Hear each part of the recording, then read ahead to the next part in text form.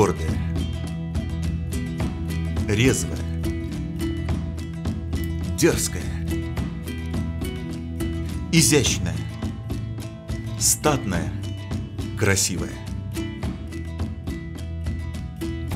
Нет, это не о женщине, это о лошади. Кабардинской лошади. Ряд эпитетов в адрес этой породы скакунов можно продолжать долго, а можно просто продемонстрировать воистину безграничные возможности кабардинцев, что и сделали организаторы черкесского дерби.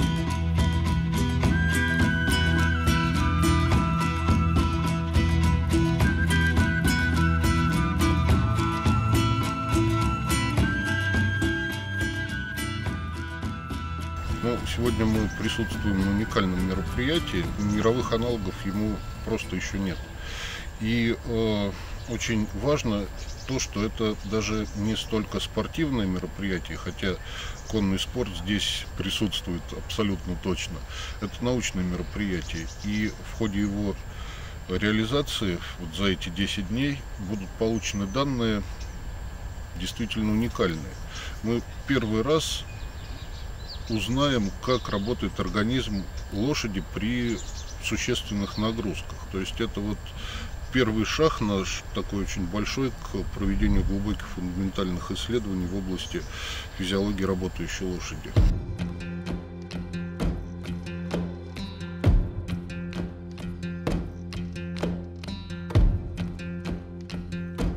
А нагрузки более чем серьезные. 10 дней подряд лошадь со всадником должна проходить по 100 километров за 12 часов без остановки. В итоге сложится 1000-километровая дистанция. Добавьте не по-сентябрьски злое солнце до 40 градусов тепла и пересеченную открытую местность, и картина станет полнее. Мы могли предполагать, что наши лошади, и не только предполагать, а с серьезной долей вероятности утверждать, что наши лошади способны не просто к многодневным переходам, а к многодневным скоростным переходам. И что мы, пастушковные пробеги, это не просто выносливость, это так называемая специальная выносливость, резвостная. На практике это вообще никто не делал никогда. И как для людей, для лошадей получается, что ты, судя по тому, как мы это сейчас провели, ты все время едешь. То есть у тебя практически не остается времени на то, чтобы как-то отдыхать.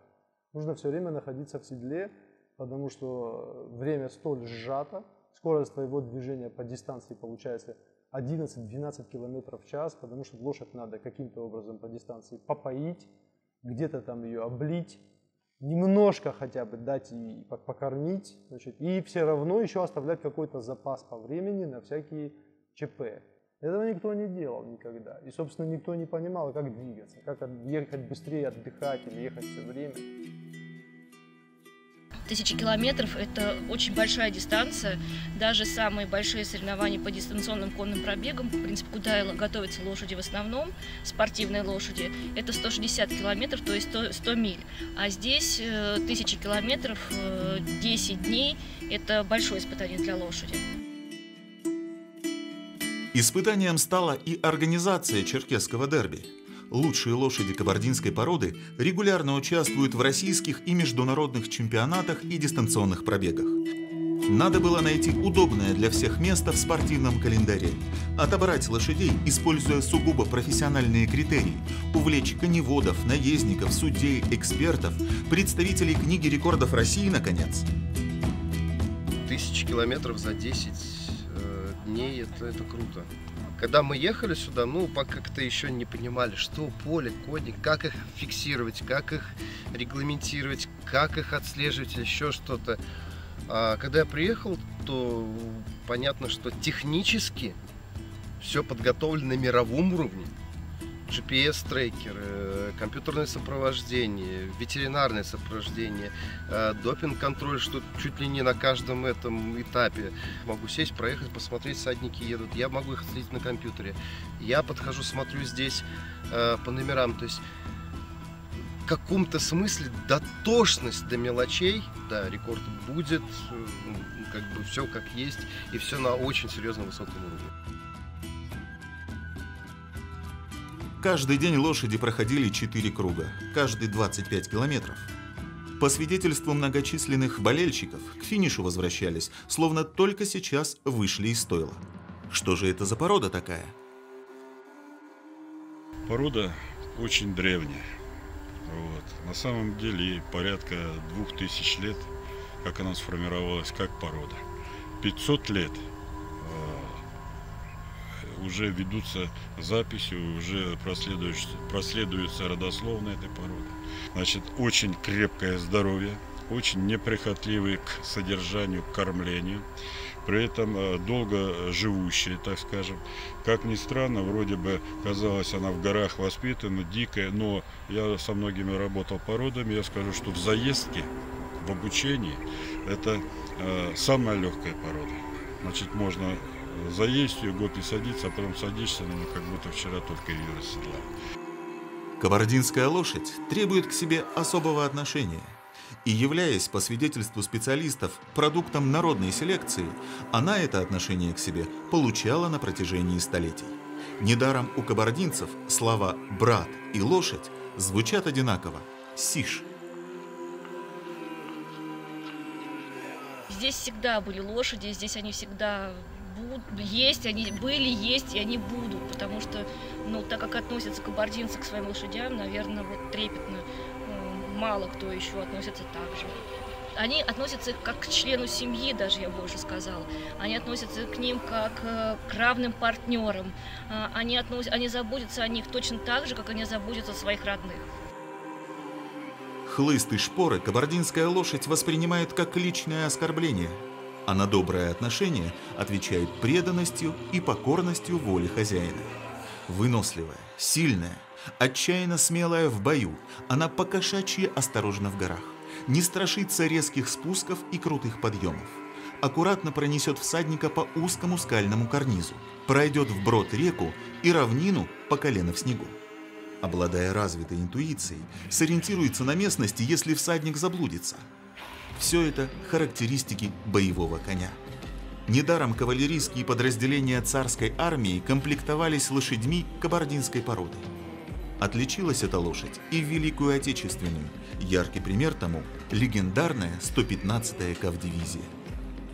Порода была признана лучшей военной лошадью времен Второй мировой войны. Но ветераны помнят, молодежь, к сожалению, сейчас многого не знает, но в наступлении погнали из-под Москвы не танки, а кавалерия. Белов, Даватор, которые обеспечили наше наступление на немцев. А они сидели как раз на лошадях кабардинской породы. Она участник Великой Отечественной войны и очень даже незаменимый участник.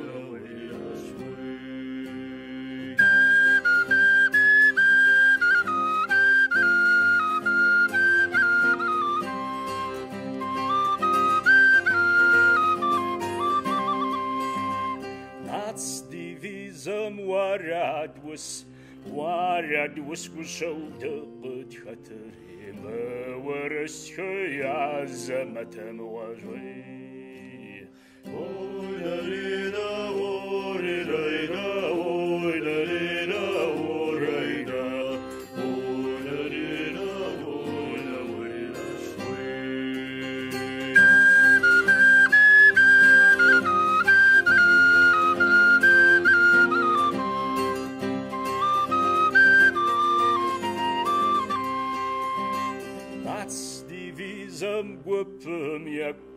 وبم يكشو دقت خطرهم خارزنا خي محمد موجوي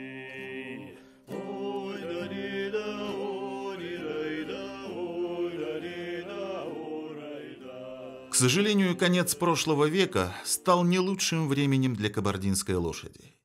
И только с середины 90-х, благодаря энтузиастам, порода стала возрождаться. И сегодня коневоды, фермеры и заводчики с полным основанием заявляют: Мы пока дна не видели у этих лошадей. Это опровергает все каноны коневодства, что они могут делать. Это лошади позднеспелые. Они в силу приходят и лошадями становятся, наши предки считали, с 11 лет. То есть с 7 лет до 11 лошадь постоянно укрепляется. Ее надо тренировать, ездить на ней, естественно. Но это до 11 лет еще не то, на что можно рассчитывать. И только в 11 лет, и мы сейчас это видим по лошадям, это становится настоящей боевая машина, которая может просто сделать чудеса. В полном смысле слова чудеса. Напряжение на площадке не спадало все 10 дней. Среди болельщиков и лжезнатоков звучали и пессимистические прогнозы, особенно когда лошадь снималась с испытаний. А было и такое, ведь непрерывный скоростной дистанционный пробег – это не увеселительная прогулка. Однако анализ форс-мажорных обстоятельств показал, всякий раз это был человеческий фактор.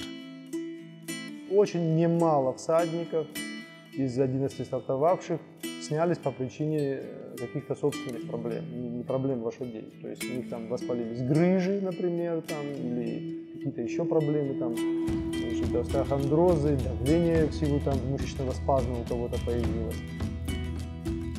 Организаторы, коневоды, фанаты кабардинской лошади, участники пробега, профессионалы в успех верили изначально и оказались правы. 3 лошади под седлом опытных наездников буквально ноздря в ноздрю финишировали вечером 10-го дня. Их встречали как героев, сделавших невозможное.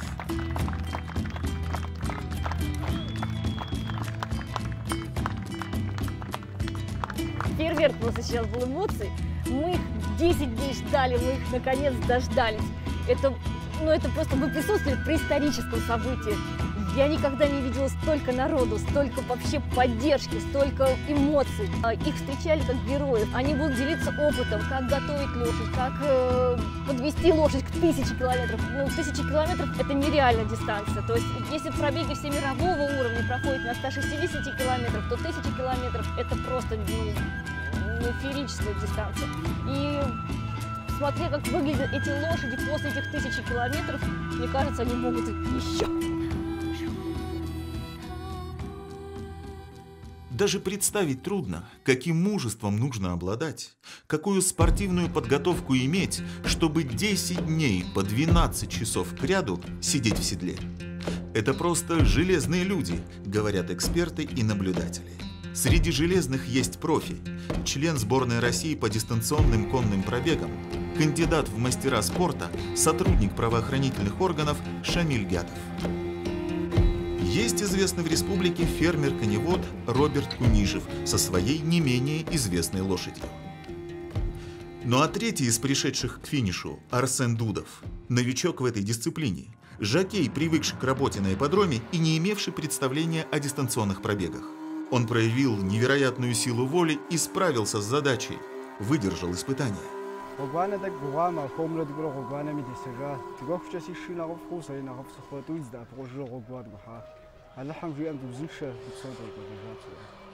Десять дней напряженной тяжелейшей работы, надежд и ожиданий венчает церемония награждения победителей.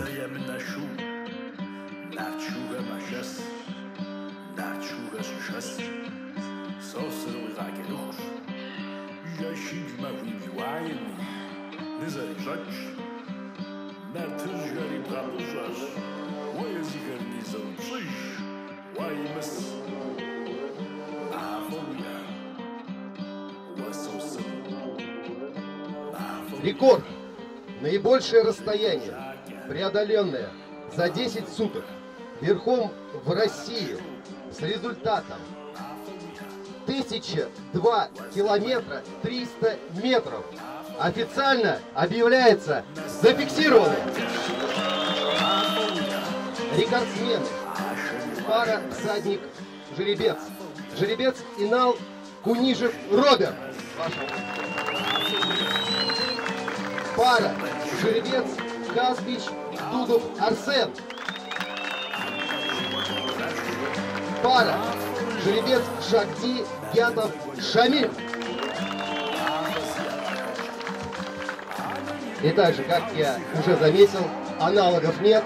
И поэтому с теми же результатами я зафиксировал рекорд мировой.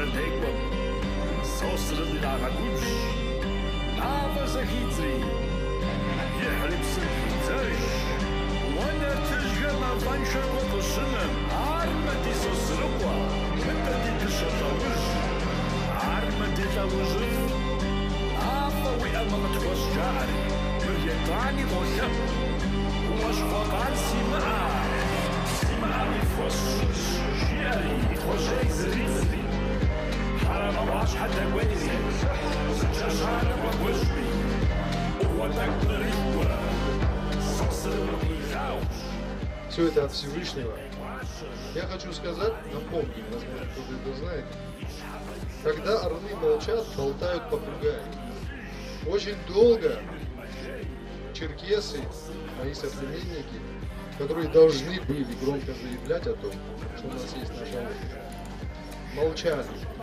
И все это время болтали попугаи, в подавляющем своем преимуществе состоящие из наших же соплеменников, которые день и ночь занимались только тем, что дискредитировали кабардинскую породу.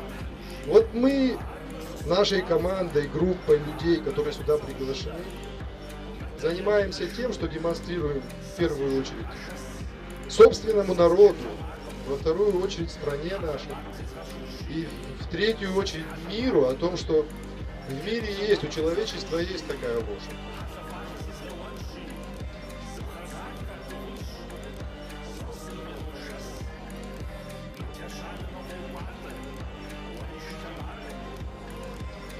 Это черкесское дерби, которое показательно было с первого дня, мы это говорим, для всего мира, что такое кабардинская лошадь, что она из себя представляет, что она способна на длительные переходы и преодоление больших дистанций. Кроме того, отбор, наверное, правильно будет сказать, лучших жеребцов для дальнейшей селекции.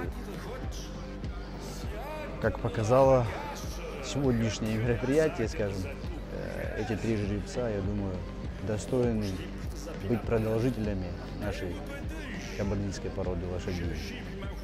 Я думаю, что значимость того события, которое сегодня к нашему удовольствию заканчивается благополучно, невозможно вот сразу все взять и осознать. Думаю, что это мы осознаем чуть попозже. Реальное осознание придет, когда эксперты, ветеринары, судьи, конезаводчики, наездники, спортсмены, организаторы соберут воедино результаты исследований, проанализируют данные, полученные в ходе наблюдений за испытаниями, и сделают выводы. Вполне возможно, что в сентябре 2020-го в Кабардино-Балкарии родился совершенно новый вид конных испытаний – скоростной дистанционный пробег. Во всяком случае, уже сегодня результаты черкесского дерби вправе на это претендовать. Это мероприятие в первую очередь нужно для селекции, для улучшения, для совершенствования породных качеств этой породы.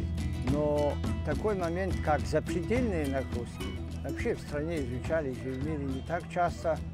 На этот раз этот момент был проверен. С исследованиями по ходу все параметры снимались с лошадей, на лактат, на все. Удивительные качества они показали. Только людям надо заниматься с умом этой породы дальше тоже. Надо совершенствовать ее качество, а не просто эксплуатировать ее. Такие праздники, когда кончаются, всегда немного грустно. Почему праздники? Да, вроде начиналось это все как большое научное исследование, но на самом деле это праздник. И когда видишь, что лошадь сохранилась в культуре, что лошадь сохранилась в традициях народа, это огромная радость. В итоге мы выявили сильнейших лошадей. Будем, конечно же, дальше исследовать все их генетические особенности. И думаю, что мы получим уникальные результаты, потому что в мире таких прецедентов просто не было проведения таких испытаний. Это событие, которое уже вошло в историю. Извечный вопрос: существует ли еще кабардинская порода лошадей? Это ответ на этот вопрос: да, существует. Что кабардинская порода лошадей существует. Прежде всего, это испытание жеребцов-производителей, это испытание самой кабардинской породы и, конечно же, кабардинских всадников. Есть такая кабардинская поговорка «шифара-тафара», то есть лошадь и всадник. Это гвоздь нашей черкесской истории, это суть нашей истории. Без лошади, без всадника у нас не может быть истории, а значит не может быть и будущего. Я думаю, что именно кабардинская лошадь, кабардинский всадник вернут нас к своим истокам. Целью черкесского дерби было доказать, что кабардинская порода лошадей является уникальной в плане выносливости, а также преодоления длинных дистанций. Благодаря этому событию были установлены 2 мировых рекорда, и на сегодняшний день кабардинская порода стала самой обсуждаемой темой в конном мире, а также доказала, что она самая выносливая. Итог черкесского дерби – это не столько спортивные достижения и фиксация рекорда. Налицо глубокое научное исследование, постижение неисчерпаемых возможностей лошади одной из древнейших пород. Это воспитательная составляющая. Сколько мальчишек, заразившись от старших, уйдут с улицы, обретут дело своей жизни и друга в виде замечательного создания – лошади кабардинской породы. Это, наконец, задел на будущее для работы коневодов. Им есть над чем задуматься. Как готовить лошадей к нагрузкам, с помощью каких рычагов проявить их лучшие качества. Значит, мы планируем дальше, естественно, это мероприятие, вот этот вид конного испытания, я еще раз подчеркну, что это конное испытание. Мы планируем сделать его, конечно, регулярно. Он просто необходим для селекционной работы на породе. Это раз. И, значит, естественно, это испытание мы планируем в первую очередь делать для жеребцов и кобыл. То есть мы это будем стимулировать. Такого достояния, как собственная порода лошадей, есть у единиц народов в мире. Мы это совсем не ценим, у нас золото под ногами лежит. Есть еще замыслы, то есть мы знаем о каких-то достижениях в Советском Союзе, например, по рекордсмены лошади есть, например, на скачках каких-то или на дистанциях. Есть рекорд арабской лошади, установленный на 30 километров. И мы хотим его побить и побьем, я это знаю, иншаллах, потому что мы это видим здесь по ходу тренировок. Мы собираемся побить рекорд прохождения 100 километров. Это принадлежит, по-моему, одному жеребцу кустанайской породы, еще в Советском Союзе установлен за 4 часа с копейками. То есть там 25 километров в час прохождения этой дистанции. Работаем над тем, чтобы побить этот рекорд, и на тренировках мы это уже делаем. В принципе, совершенно без ущерба для лошади проходим дистанцию там, 80 километров со скоростями большими, чем 25 километров в час. Сейчас это просто подготовительная работа ведется к тому, чтобы эти рекорды побить и зафиксировать их как мировые, естественно, вот как мы зафиксировали это на дерби сейчас. Призываю вас всех не как человек, который верит в то, что говорит, а как человек, который знает о том, что говорит, заняться кабардинской, нашей черкесской лошадью не по причине того, что мы сами черкесы и что мы обязаны этим заниматься. Если бы я не знал точно, что это выдающаяся лошадь с точки зрения современного коневодства, что по известным характеристикам, что по специальной выносливости, я бы занимался кабардинской породой, естественно, как энтузиаст, как финны занимаются там какими-то своими лошаденками небольшими, но не выступал бы на них в спорте. Это несравнимые вещи. Наша лошадь – это просто другой уровень. Просто этими лошадями никто не занимался. Нужно это выявлять, развивать, тренировать, селекционировать, естественно. И это просто уровень этих лошадей, он для всех других пород недостижим близко. Серьезная заявка сделана. Все, кто желает принять участие в этом увлекательном процессе, приглашены. Перспективы обозначены. Остается ждать очередных интересных стартов и заслуженных побед. Гордое, красивое, сильное и выносливое создание, рожденное среди величественных гор Кавказа, верой и правдой служившая его свободолюбивым народом, буквально за 10 дней перед всем миром отыграла десятилетие забвения, доказала, кабардинец – это не только достояние народа, который дал ему имя, это всемирное достояние. Вопреки суждениям скептиков, люди, на протяжении четверти века занимающиеся возрождением кабардинской лошади, еще раз продемонстрировали миру универсальность и удивительные качества этой породы, которая может составить достойную конкуренцию любой самой именитой сопернице. Черкесское дерби доказало, что кабардинец и кабардинская лошадь – единое целое.